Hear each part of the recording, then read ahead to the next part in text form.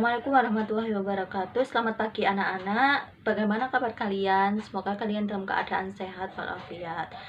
Untuk pertemuan kali ini, tujuan pembelajaran kita hari ini adalah memahami faktor pendorong dan penghambat mobilitas sosial.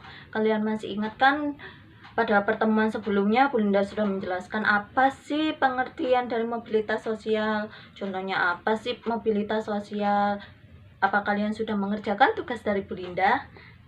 Masih ingat tugasnya? Tugas minggu kemarin adalah mencari bentuk mobilitas sosial di lingkungan sekitar kalian. Kalau sudah dikerjakan, silakan dikumpulkan di WA pribadinya Bu Linda ya. Sekarang pembahasan kita adalah faktor pendorong dan penghambat mobilitas sosial. Faktor pendorong di sini ada 5 faktor. Yang pertama adalah faktor struktural. Struktural di sini adalah maksudnya dari struktur sosial. Jadi faktor pendorong mobilitas sosial salah satunya adalah struktur sosial dalam masyarakat. Nah, untuk pada zaman Hindu-Buddha itu ada sistem kasta. Di Indonesia ada sistem kasta. Sistem tertinggi adalah sistem kasta Brahmana. Namun untuk pada masa sekarang Indonesia menganut struktur sosial terbuka. Jadi orang miskin pun bisa naik kelas atau bisa melakukan mobilitas sosial lebih tinggi. Jadi untuk kalian yang keadaan ekonominya kurang, kalian jangan khawatir, kalian jangan berkecil hati. Suatu saat kalian bisa melakukan mobilitas sosial, bisa menjadi lebih baik dari orang tua kalian. Namun dengan usaha dan kerja keras yang kalian lakukan, insya Allah membawa hasil. Nah, untuk faktor pendorong yang kedua adalah faktor individu.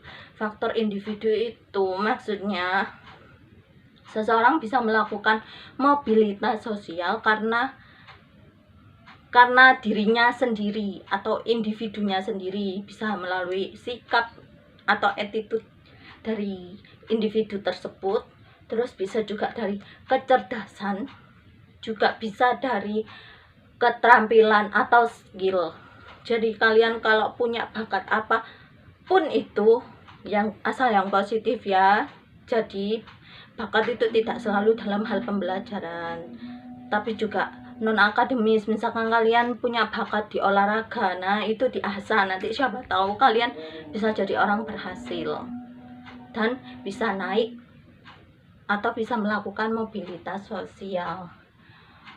Faktor yang ketiga adalah faktor sosial. Faktor sosial di sini adalah karena ketidakpuasan dari status sosial yang dimiliki. Misalnya ada Dinda itu dari keluarga miskin, karena dia tidak puas statusku rendah, maka aku harus bisa menaikkan derajat keluargaku gitu. Gimana sih caranya?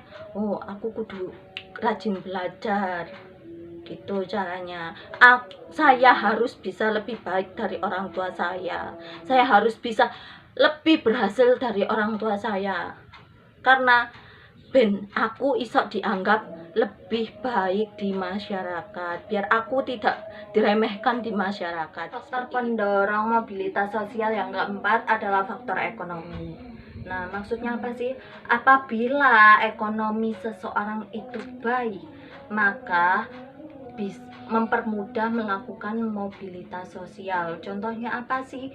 Seseorang yang misalkan anak kaya, orang kaya nih, Arif adalah anak orang kaya, maka jika dia membuka usaha, orang tuanya pun mudah memberikan modal.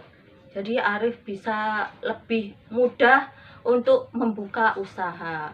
Misalnya juga Andrian anak dari orang kaya, Andrian pengen kuliah S2, Andrian anak orang kaya, yo gampang kan, orang tuanya ngasih biaya untuk kuliah, karena kan orang tuanya kaya, jadi mudah untuk membantu mobilitas sosial seseorang itu.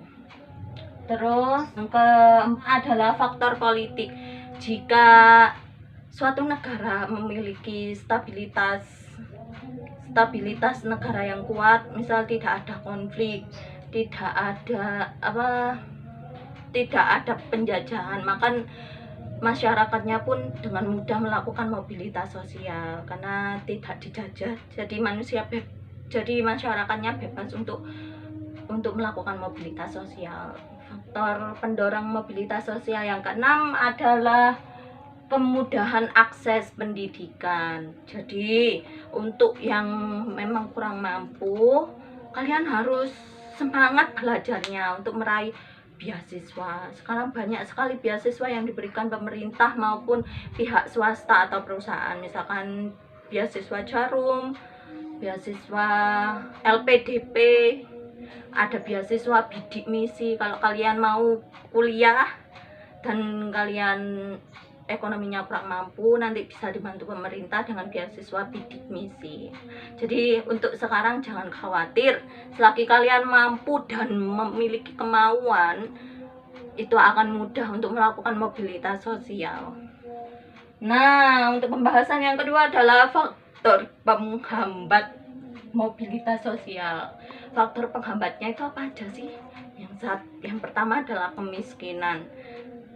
Jika seseorang berada di lingkungan kemiskinan, maka seseorang itu akan lebih sulit untuk melakukan mobilitas sosial. Kata apa? Karena dia tidak ada ekonomi, kurangnya kemampuan ekonomi, misal kurangnya untuk biaya pendidikan, karena orang miskin kan untuk makan aja susah, apalagi untuk biaya pendidikan.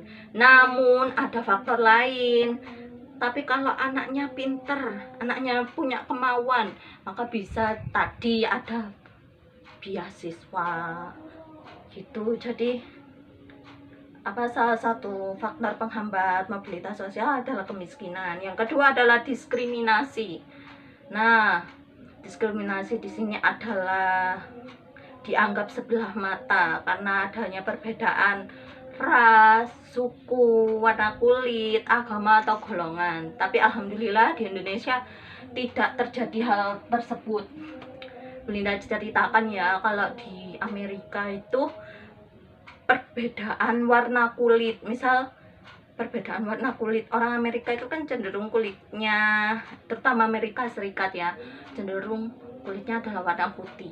Maka orang berkulit warna putih ini tadi mendiskriminasi orang yang berwarna kulit hitam. Maka didiskriminasi dalam hal pendidikan juga di sana. Tapi alhamdulillah untuk semakin kesini semakin baik dan berkurangnya diskriminasi tersebut. Untuk demikian pembahasan hari ini, Belinda tugaskan untuk kalian menuliskan cita-cita kalian apa dan bagaimana cara kalian meraih cita-cita kalian tersebut. Ditulis di buku tulis ya, nanti dikumpulkan tunggu pengumuman dari Belinda. Assalamualaikum warahmatullahi wabarakatuh.